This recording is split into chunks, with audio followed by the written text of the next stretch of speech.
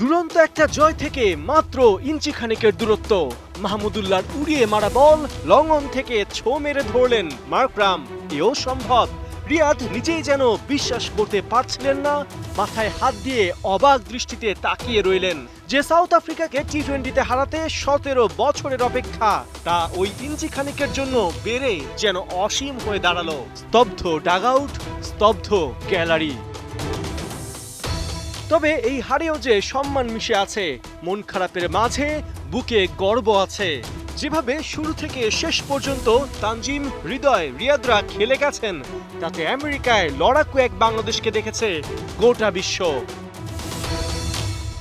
আফসোস একটাই, ওই টপ অর্ডার থেকে যদি আর কিছু রান বেশি আসতো।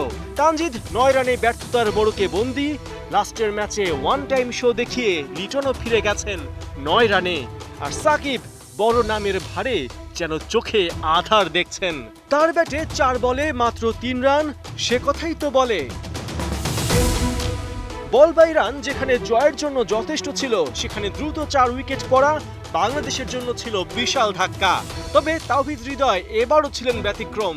ও একাই 100-র উপর স্ট্রাইক রেটে ব্যাট চালিয়ে বাকিদের দেখিয়ে গেছে উইকেটকে কিভাবে বশ করতে হয়। 34 বলে 37 রান, 2 ছক্কা আর 2 বাউন্ডারিতে রাবাদা, জেনসেন, নরকিয়াদের রীতিমতো ভয় দেখিয়েছেন।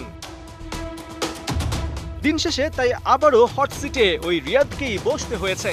আগেরবার পেরেছেন, এবার লড়াই করেও শেষ করতে পারেননি। 27 বলে 20 রান, 38 বছরেও রিয়াদের আগ্রাসন, ম্যাচ টেম্পারমেন্ট যেন এভারগ্রিন। তবে হতাশার মাঝেও শান্তদের সামনে সুপার 8-এর দরজা খোলা। হারাতে হবে নেদারল্যান্ডস আর নেপালকে। পার্থ বণিক, একাত্তর। এখন Walton fridge, TV, AC, washing machine ও ফ্যান কিনে অনেকের মতো আপনিও হয়ে যেতে পারেন মিলেনিয়ার। সেরা পণ্যের সেরা অফার, ওয়ালটন মিলেনিয়ার।